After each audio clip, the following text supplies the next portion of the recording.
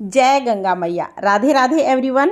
आज की वीडियो में मैं आपको गंगा पूजन करके दिखाऊंगी। गंगा दशहरे का दिन आने वाला है, तो गंगा दशहरे के दिन गंगा जी का पूजन कैसे किया जाता है, गंगा दीपदान कैसे किया जाता है, 365 बाती का दीपदान कैसे किया जाता है, और ये चीज़ें जो हम गंगा जी को चढ़ाते हैं ये हम किसे दान देते हैं, ये सभी मैं आपको आज की वीडियो में दिखाने वाली हूँ।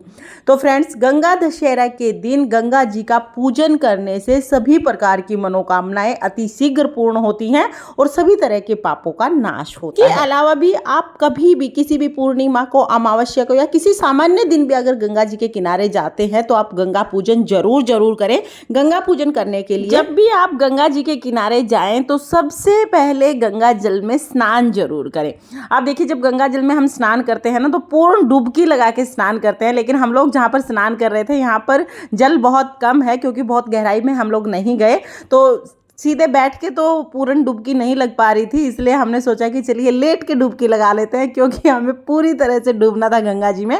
तो अच्छे से डुबकी लगा के हमने स्नान किया। उसके बाद फिर बैठ के भी हमने डुबकी लगाने की कोशिश की। तो सबसे पहले हम लोग स्नान कर लेते हैं, उसके बाद फिर हम गंगा जी का पूजन करते हैं। स्नान मैंने कर लिया है, उसके बाद हमने पूजन की सारी सामग्री लेकर गंगा जी के तट पर यानी किनारे पर ही मैं बैठ जाऊंगी।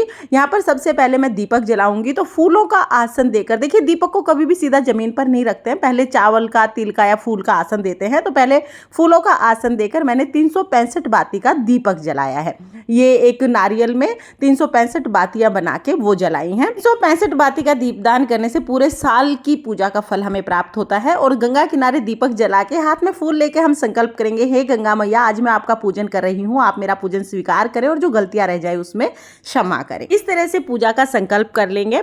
उसके बाद सबसे पहले हमें गंगा जी में जौ बोने हैं। तो जौ आप घर से भी ले जा सकते हैं या वहाँ पर भी आपको मिल जाएंगे। मैं घर से ही जौ लेके आई हूँ। तो सबसे पहले जौ लेके और हम गंगा जी में जौ समर्पित कर देंगे।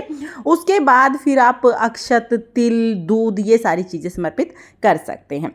फिर देखिए, अगर आप घर से पत्ते वाले दिए लेके आए हैं दीपदान के लिए तो वो ले लीजिए, नहीं तो आपको वहाँ पर ये डोने मिल जाएंगे दीपदान के लिए, आप ये वाले दीपक दान कर सकते हैं। तो गंगा जी में इस तरह से दीपक जलाकर और फिर हम दीपक प्रवाहित कर देते हैं।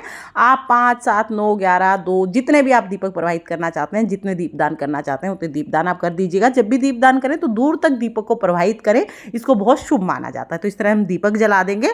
उसके बाद हम गंगा जी को साड़ी, श्रृंगार का सामान और भोग में कोई भी मिठाई, कुछ भी ना हो तो चाहे गुड़ चढ़ा दें, कोई भी मीठा हम गंगा जी को चढ़ाते हैं। तो ये सारी चीजें मैंने गंगा जी को स्पर्श करा के और फिर वहीं पर साइड में खड़ी गरीब महिला को दान कर दी थी। आप कुछ लोग ना साड़ी ऐसे बहा भी देते हैं गंगा जी में, तो आप चाहें तो आप बहा सकते हैं, लेकिन मुझे लगा कि गंगा जी को स्पर्श करा के और इनको दे देती हूँ, ये इनके काम आएंगे। तो इस तरह से हम वहीं पर ये चीजें दान कर देते हैं। तो गंगा जी के निमित्त हमने ये दान कर दिया है। बाद हम हाथ में फूल लेकर गंगा मैया की कहानी सुनेंगे। तो यहाँ पर गंगा दशहरे की कहानी हमें सुननी है। कहानी सुनने के बाद जो फूल हाथों में लिया है वो गंगा जी को समर्पित कर देंगे। उसके बाद हम बहुत ही प्रेम पूर्वक गंगा जी की आरती करेंगे। आरती करने के बाद हम गंगा जल सूर्य देवता को समर्पित करेंगे। तो यहाँ पर खड़े होके हम गंगा जी में सूर्य देवता को अर्घ दे देंगे। तो 3 बार इस तरह से हम सूर्य देवता को अर्घ देते हैं।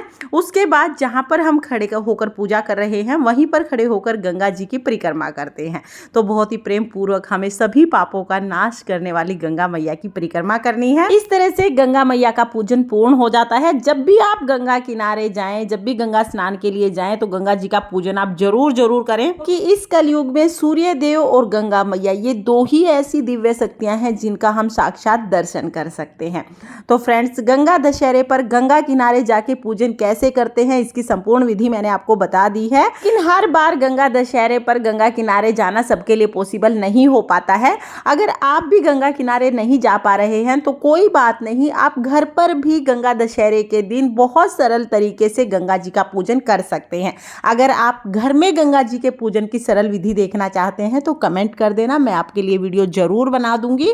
गंगा दशहरे पर गंगा जी के पूजन की ये सरल विधि अगर आपको पसंद आई हो, अगर वीडियो आपके लिए थोड़ी बहुत भी यूजफुल हो तो प्लीज़ वीडियो को लाइक कर देना। और हम महिलाएं घर में तीज त्योहार कैसे करते हैं ये देखने के लिए मेरे चैनल को सब्सक्राइब कर लेना। और हाँ, जब भी आपको गंगा जी के किनारे जाने का अवसर मिले तब आप गंगा जी में जौ जरूर बोएं, गंगा पूजन जरूर करें और गंगा जी के निमित्त कुछ ना कुछ दान आप जरूर करें, क्योंकि जो हम दान करते हैं ना वही हमें मिलता है, इसलिए दान आप जरूर करें। गंगा मैया की कृपा आप पर सर्वदा बनी रहे। जय श्री कृष्णा, राधे राधे।